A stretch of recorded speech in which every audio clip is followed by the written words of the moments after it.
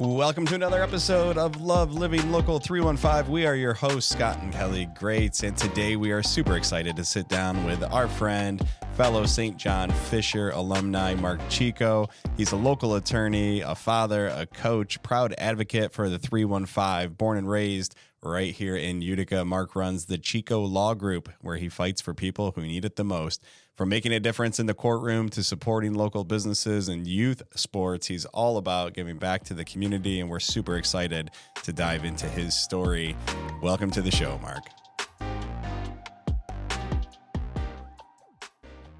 You know, we've been doing this a year and a half, and it's not often that we get nervous about legal stuff, and we've never had an attorney on the program, and so we have our first attorney.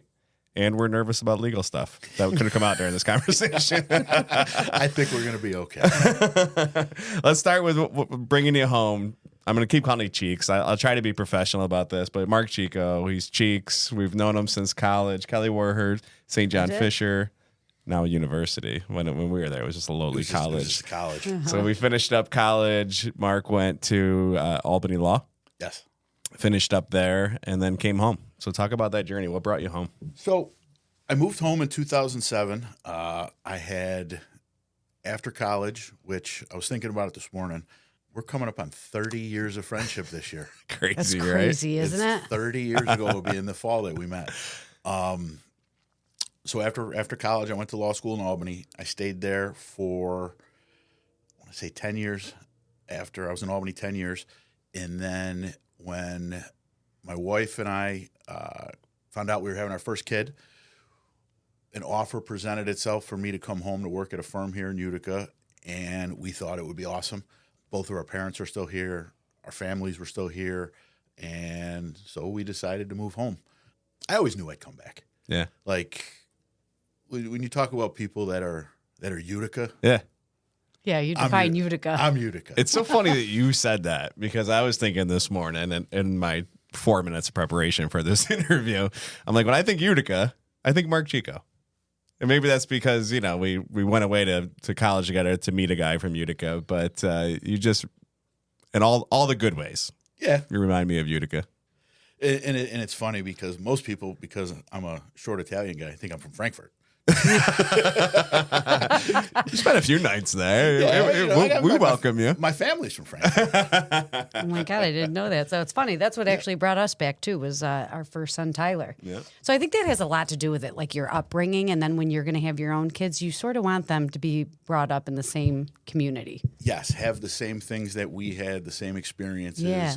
And, you know, lucky for us, like, go to the same places. Yeah. Like, you know, the first place that my parents ever brought me as a baby was Politary Joe's. Mm-hmm. And I brought both my kids.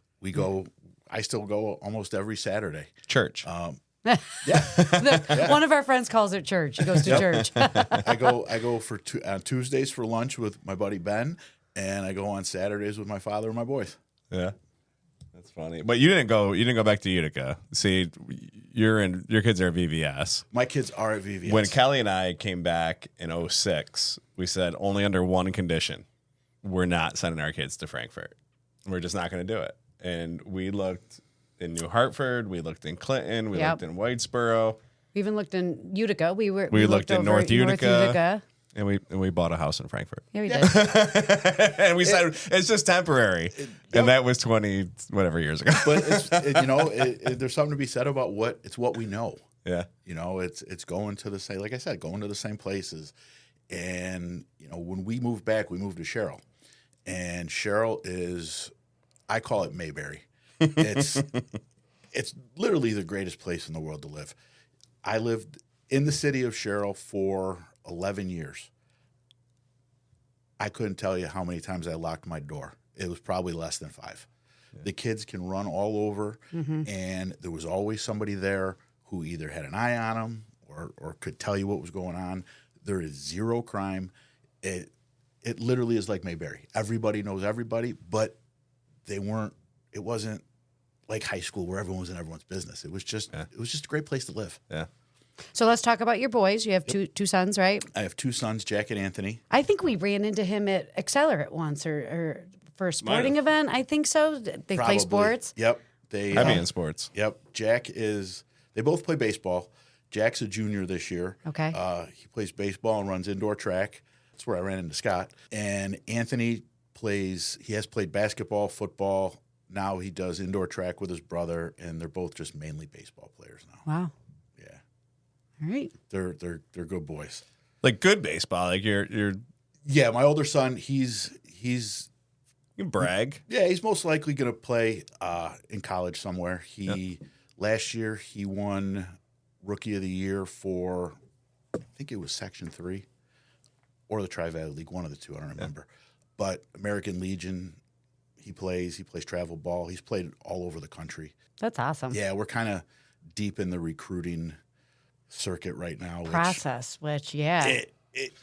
I don't want to spend a whole lot of time on this, but it is fascinating because tell me if you've gone there. There's whole companies, programs that, and now with the advancement of video and these highlight reels and video, it's just so much. We used to send our cassette tapes, right? Yes, to Fisher. We had VHS tapes, and we had Coach Scacchetti come and be like, "Okay, we want you to come play here." And I was okay. That was it. Yeah. Like I had nowhere else that I was going to go because it was Zach was there, my best friend from high school. We knew other people there, and that's where I was going. Here with the recruiting, especially with the transfer portal and everything that's going on, it's very foreign to me. Like we've been going to schools for visits and camps and all of this stuff, and people are talking scholarships and money and like it's crazy. We didn't have to go through that stuff. Yeah. And it's very stressful. And a lot of these kids are committing before their senior year even. That for baseball, they want you, That's what I'm in saying. the fall of your junior year.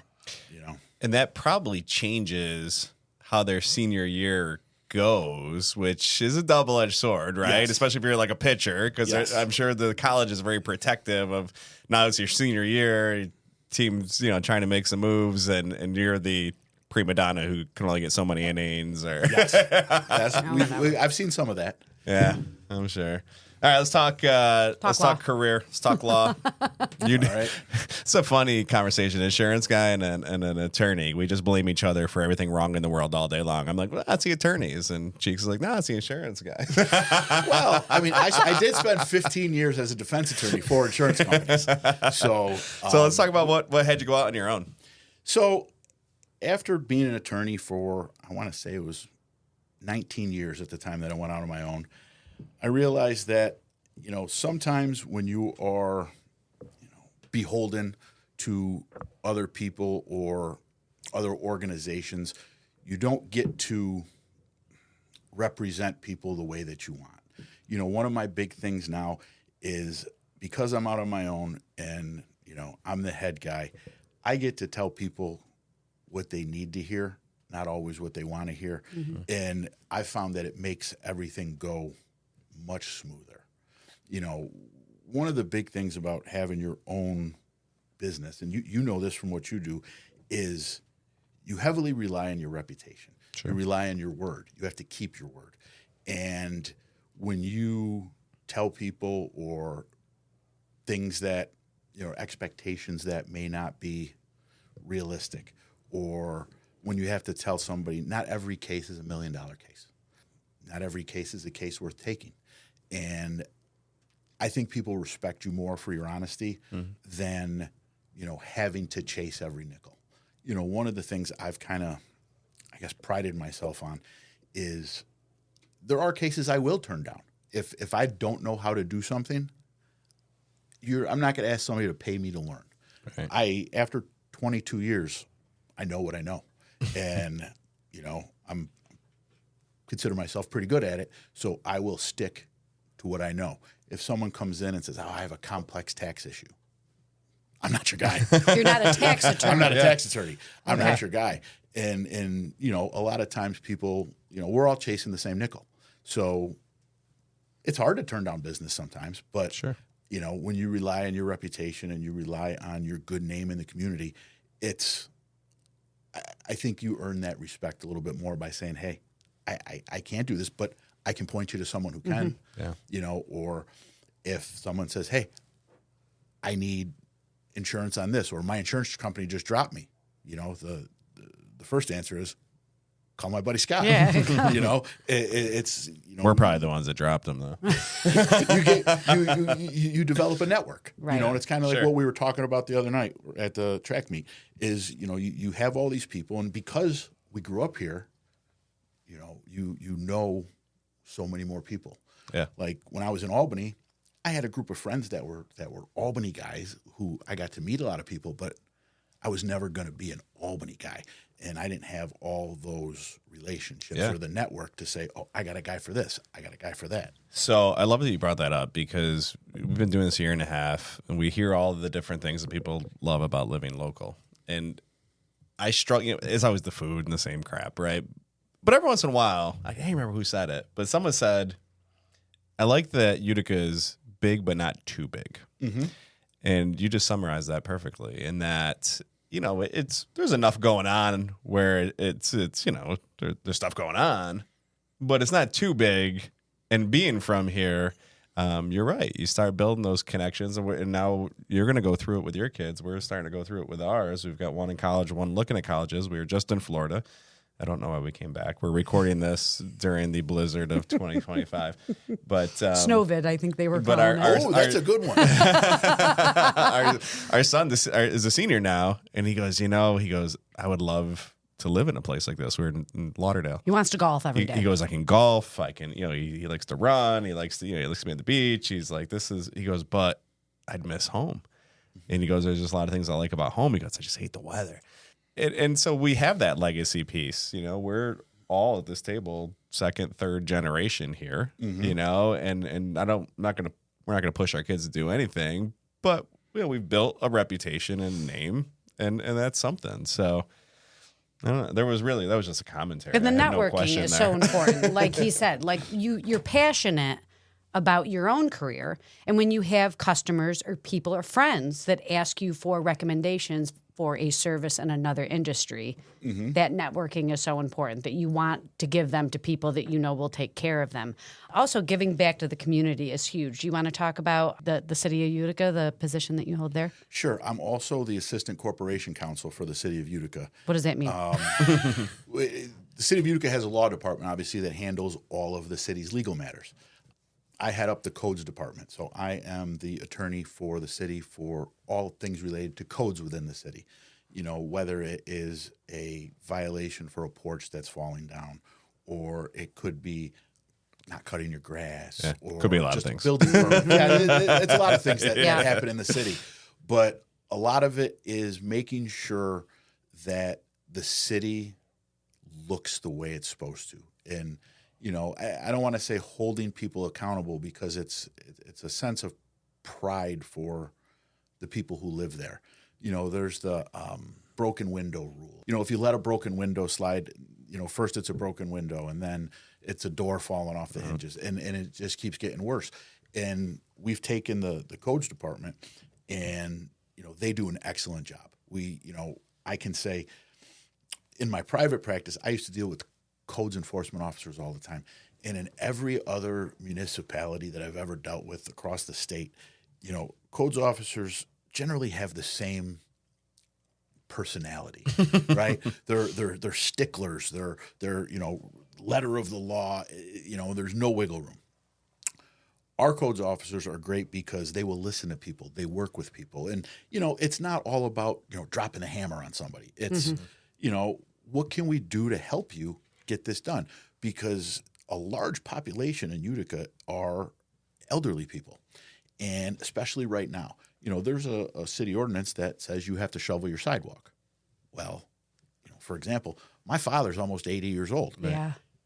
I'm not letting him go out there and shovel. You know, for me, I got to do it. But, you know, when people come into court, we give them a little grace. But, you know, part of it is there's also services that we can set them up with that will help them. Right. You know, whether it's from the DPW at the city, or, you know, for example, the Proctor football team was out shoveling sidewalks the other day. Oh, that's awesome. As a team building event, but also a community building event. Yeah. Yeah, You know? community service for sure. You know, VVS football did it too. You know, it's not as many sidewalks in Sherrill, but Utica has a little more. But, you know, I saw that Proctor was out there. That's awesome. The kids are out there So let's get back to your private practice. Sure. Chieco Law Group is the official name, right? Yes, sir. So you specialize in what? Like, I do what are mostly- people calling you for? I do mostly civil litigation, a lot of personal injury work. I will do some contract work, any general civil matters that you have. I do a fair amount of real estate. I have I would say my criminal practice is a little smaller than the other two, and then I will do some corporate work. Okay. Pretty much what my sister just went through: neighbors fighting over property and driveways and stuff Yes. like that. Yeah, that was the whole thing. Yeah, that we was should the have whole brought thing. you into that, or maybe it's good that we did. It was good that we didn't bring him into that. All right, so let's talk about your other passion, weightlifting, youth sports. Talk a little bit about that. Let's go with the youth sports first. Okay. So, I played football with Scott in college. I've always been active, and I'll be the first one to say that I sucked at every sport I ever played. That's not true. No, it is. I was on the football team, especially in college, just to hang out with my buddies. Like, I was serviceable. Like, I was never going to be a starter. I was never going to be a star. But I feel that being on a team creates, a sense of community. It teaches you how to interact with people. It teaches you social skills. It teaches you, it gives you a core group of friends that you can have for the rest of your life. My friends from high school that I played football with, we still have a group text that we talk every day. Yep. We're going away to Nashville in May for a guy's trip. And then I had my boys. And I was like, all right, they wanted to play football. So it started with Pop Warner. And look at me. I wasn't a basketball player, so I was never going to be a basketball coach. My kids aren't basketball players. So I had a conversation with their mother and said, if they're going to play football, especially my younger one, I'm going to coach them because I want to be able to be the one that teaches them. I know something about it. I know how to keep them safe. I know how to win and lose. And, truthfully, it's a privilege to help them grow.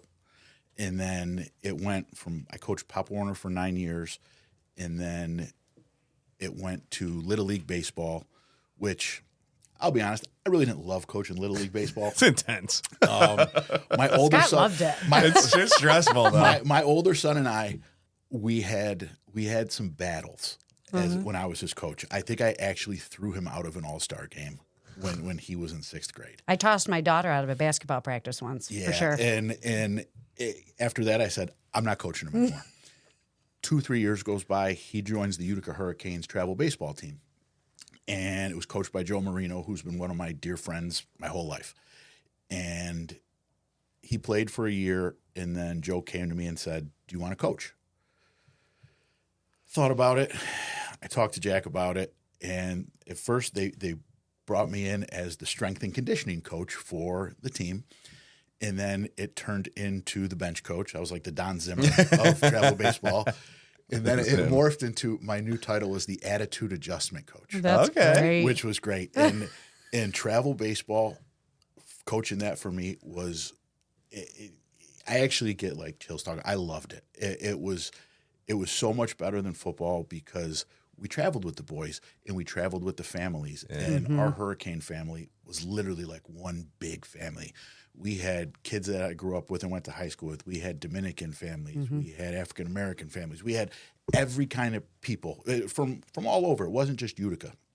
And we'd go away for weeks at a time, and we'd be together 18 hours a day. Yep. And you get so much more time with the boys that it makes it so much more worthwhile. Like you feel like you're actually imparting wisdom on them and telling Character, You for are. sure. You're helping build your and character. I got so close with all my Hurricane boys that I will follow them wherever they go.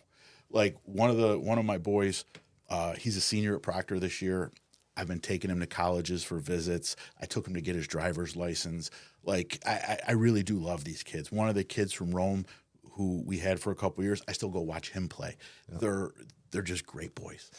Do they still have access to the attitude adjustment portion of the program? Absolutely. Whether they want it or not. Absolutely. How often was that used? I mean, it's quite a bit. The testosterone that these boys have running through them when you at have, that age. When you have, a team full of I'll call them Utica's premier baseball players. Like high performers. We handpicked these kids to play for us because we knew that they could play. And you have multiple D1 athletes that we had, multiple D2, D3, just great players. But when you have kids that are that good and you see them try and act like MLB players and doing things on the field, there was a lot of attitude adjustment.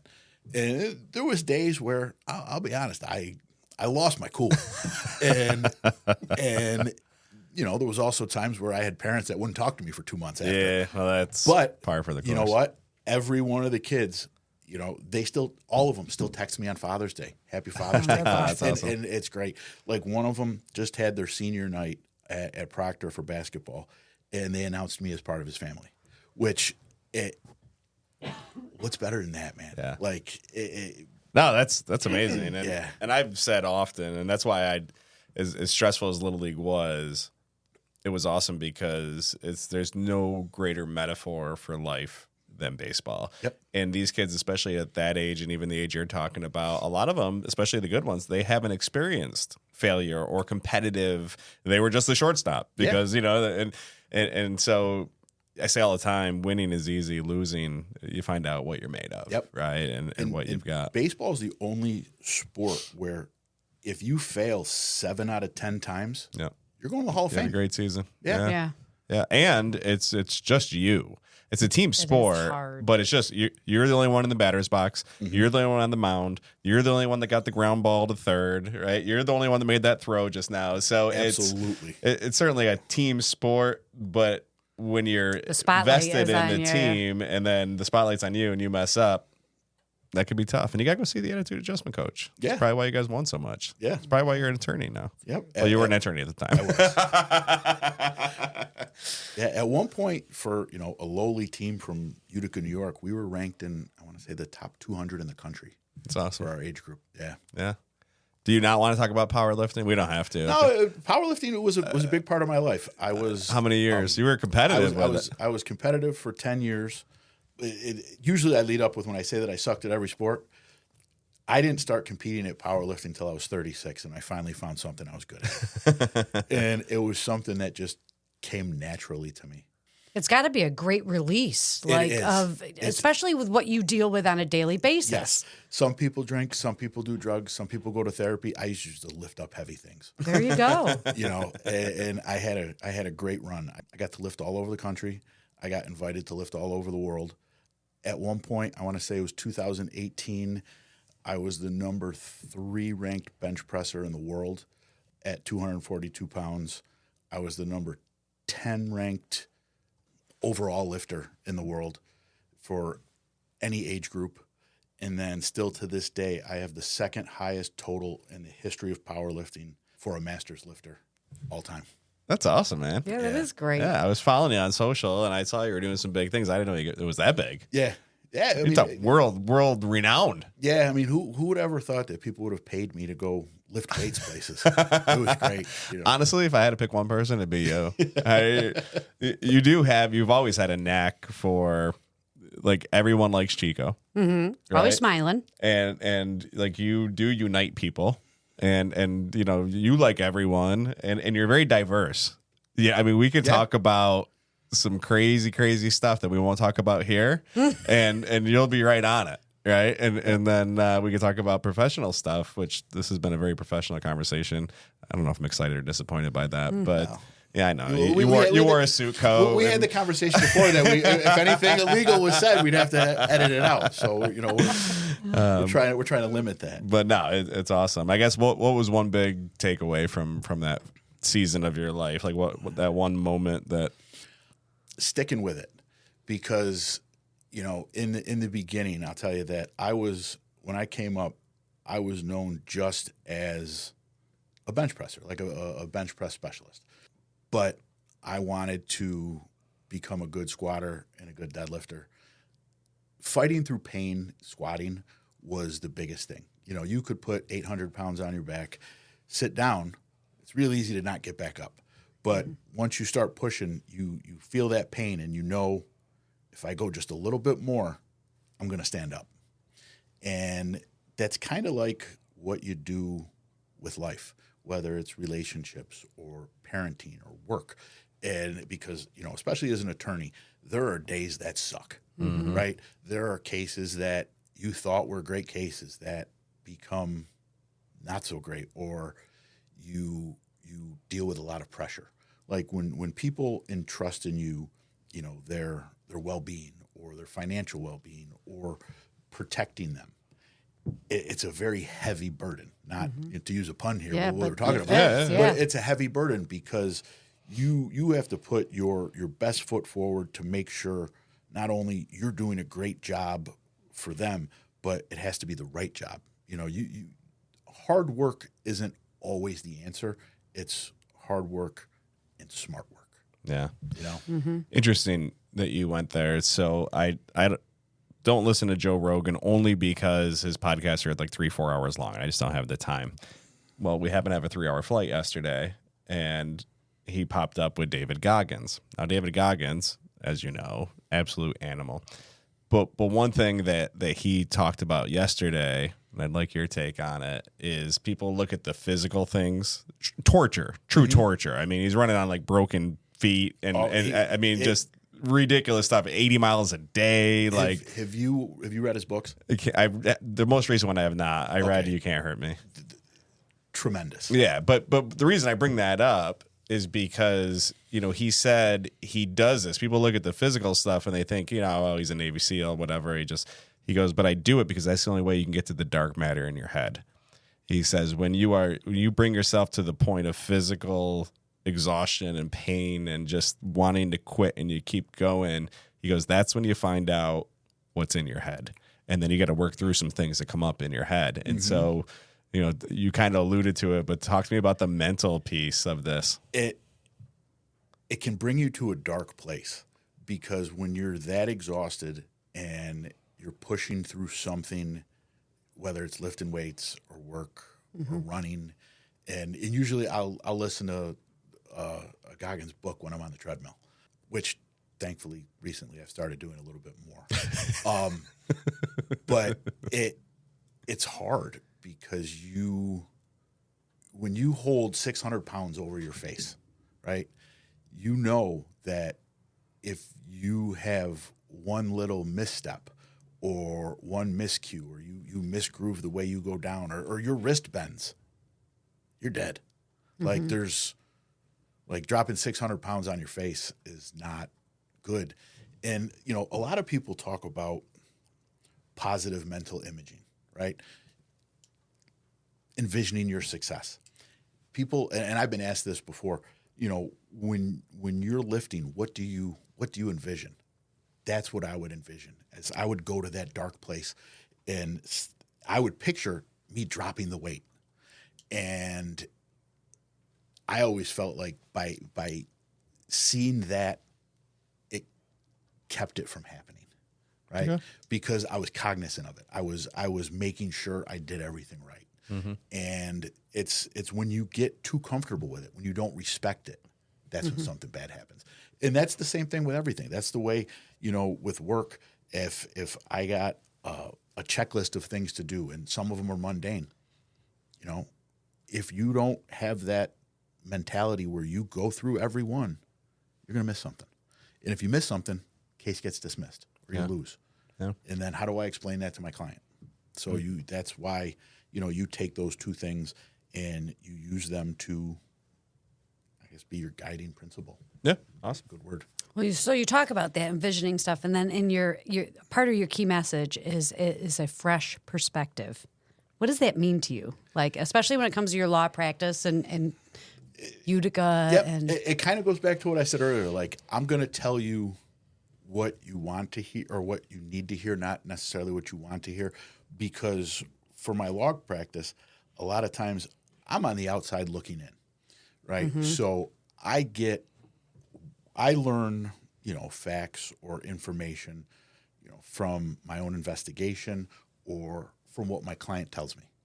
And then when I look at something and, inevitably my client always knows more about what actually happened and how, you know, right?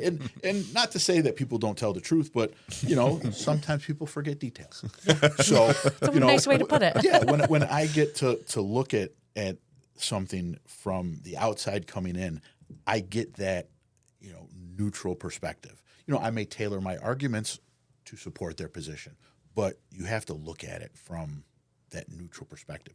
And from doing defense work for as many years as I did, I do see both sides. Like I see where the positives are, where the negatives are, where's my area of opportunity. Yeah. You know, It's going to be an interesting balance of offense and defense. So we'll go back to football analogy here. You know, when you look at both sides of something as an attorney, how much are you preparing for what's going to come your way or preparing for what you're going to send to the other side? it's probably 50-50. Yeah. Because if you get too heavy on the offense, you're going to miss something on the defense. Yeah. You know, and to go back to football, it's if I want to send, you know, all my receivers and my tight end out, I got to make sure that I'm keeping my linemen in, right? Or that somebody's protected, the running back stays in to protect the quarterback. So when you hammer something too hard, there's going to be some leakage, and you have to maintain that or contain that rather. Yeah. All right, what's the future hold for the law firm? I'm never going to be able to retire. Don't say never. 2 boys going to college. You know, we want to keep growing. Yeah. You know, we're going to take on more cases. The real estate aspect of the firm has grown a ton in the last year.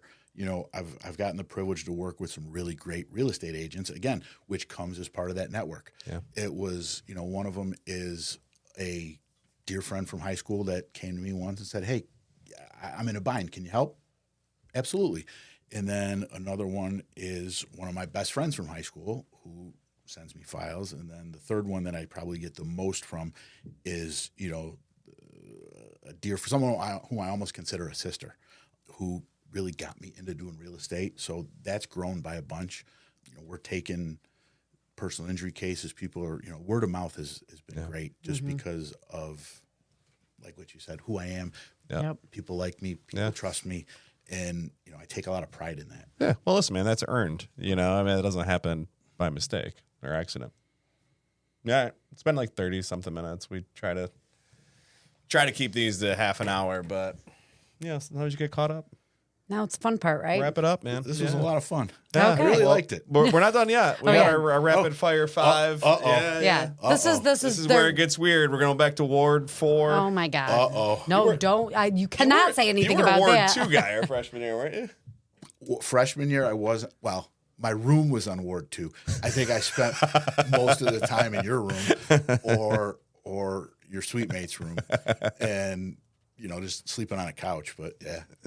See, I was in Haffy. You guys, you board boys were over. You weren't there yet. I was on Haffy my freshman year. That's where I was Yes, Haffy. I was in That's Haffy. okay. Well, I knew you weren't a Ward 4 guy. I was in Haffy my freshman year, and then I went to Ward 4 my sophomore year. For some reason, they made me an RA my junior year. Oh my God. That's why we stopped hanging out. I'm convinced to this day, and if anyone from Fisher's listening, they might be able to collaborate. They made me an RA so I would stop breaking things. It is fantastic. But did you? You're outside the statute of limitations. Oh my gosh. I do believe that I was the only RA that got written up that year. You are who you are. Show you up. Another RA? Yeah. That's great. Yep. Can't trust Okay. them. Let's get going with it. The best place in the 315 to grab a bite after a long day. Joey's 307. Okay. Joey's gets a lot of love when we ask that question. I am telling you, we like Joey's a lot too. And then we go, we should go to Joey's. And then we do, and we love it. And we go, we should come here more often. Then we don't. And now you said it, so we'll go back. You know, and Matt's been a great friend of mine since high school. See, we went to high school with Michelle. Okay. Michelle's a Frankfurt girl. And, you know, when he started cooking, when he first had the diner, and, you know, he was in the car business, and I went to eat there, and I said, "This is amazing." I said, "Where'd you learn how to cook like this?" He goes, "You know, Cheeks, I'm a man of many talents." So then when he opened Joey's, we would go there, and I've had pretty much everything on the menu there. There's actually a pizza named after me on the lunch menu. What's the name of it? The Chieco. Oh, okay. Well, you got a few different names. Yeah. I've never had a bad meal there. It's my go-to. It's definitely my favorite place. We got to get people to get the Chieco. We need to up the amount of orders we get for that one. All right, if you could coach any sport professionally, what would it be? Baseball. A lot of travel. Yep. All right. Max bench and squat. What does that mean?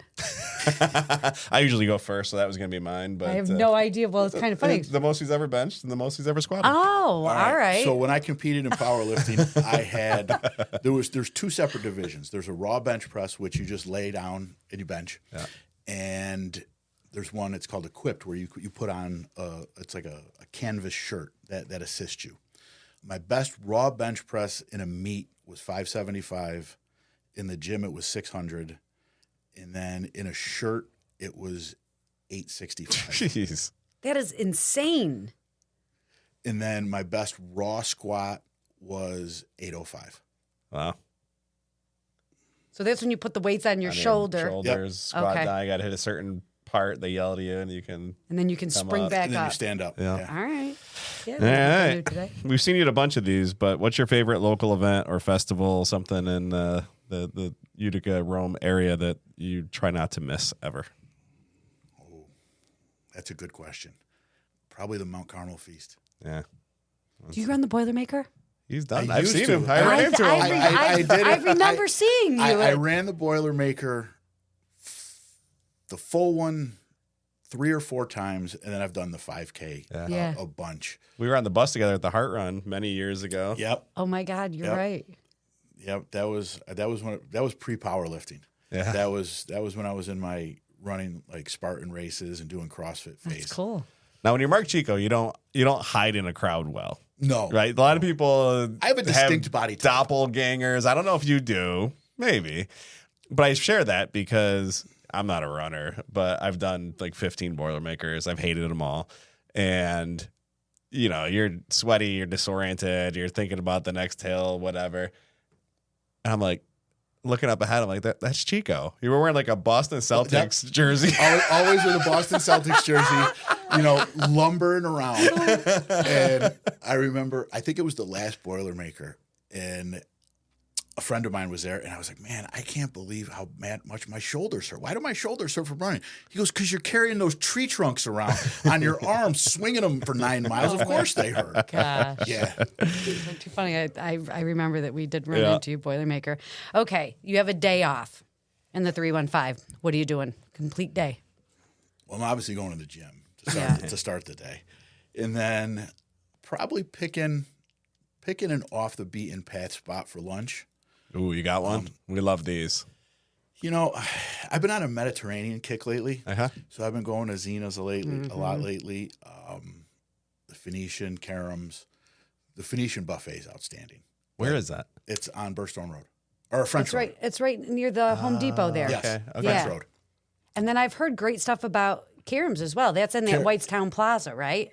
No, that's Grapevine. Oh, Or- okay. Or Karma, or okay. Karam's is on Who's Chapman. on first? Okay. Karam's is on Chapman in New Oh, York okay. Mills. All right. And the Grapevine is in New Hartford Shopping Center, Yes. by the way. Yes, okay. Just to clarify. You got a couple good spots now. Yep. After lunch, I'll probably go take a nap. And then have to drive my kids somewhere for sports. We were just talking about that, this whole dynamic of work from home, work from the office. Cheeks is like, if I work from home, I'd nap more than I should. I mean, if you have the option to take a nap, I'm going to take a nap. I am not a napper. Scott loves a power nap. I do. I mean, Yeah. He loves it. He's at the gym. He's lifting 800 pounds. Give the guy a nap. I actually It's fine learned. if you can do it. I learned my power napping at Fisher because we'd be up all night playing video games in Yeah. Scott's room, Drinking water. drinking water, and then I figured out that if I could get back to my room during the day and sleep for 20 minutes, I'd be good for like 2 or 3 hours. That is crazy that you guys do that. Set an alarm for like 20 minutes or 20. 15. I would set an alarm for 6 minutes ahead. Yeah. And I could fall And asleep. he's out. And like, he does this when he goes to bed too. I'm like, how can you just shut your body down like that? It's an art. gift. It's a an gift. art. It was easier when I was younger. But I remember being top bunk, Ward 409. I'd be like, oh, I got like 6 minutes before I have to leave. Set an alarm, lights out. So stupid. There you go. Oh, man. All right, man. How do people find you on social, on the interwebs? Where do people find you? My personal Instagram is at @mchieco, and Instagram for the law firm is @Chieco Law. I have a Facebook page that is the Chieco Law Group, and then Mark Chieco just on Facebook. All right. And the website for the law firm? www.chiecolaw.com. Awesome. Well, thanks, brother. This was when we started doing this, you were on our short list. You were definitely on our list of people. No pun intended. No pun intended. I wish it was, because that's pretty good. You were on our short list, and then for whatever reason, we never got to you. And so I'm glad we ran into you at a track meet. Yeah. And he said, I've got him. He's coming in. They're announcing the kids, and I hear Chieco. Not a common name, right? and so I'm like, oh my God, like that's Cheek's kid. And then I literally turn around. There's like 700 people there, and you're standing right there. So good stuff, man. All right. Thank you. Thank you for tuning in to another episode of Love Living Local. As you know, we do not run ads. Our only mission is to shine a spotlight on amazing people doing amazing things here in our local community. If you'd like to support us with this mission, we have 3 ways you can help. You can share our content on social, subscribe or follow the show on your favorite podcast platform, and you can visit our lovelivinglocals315.com website to stay up to date with everything happening in Central New York.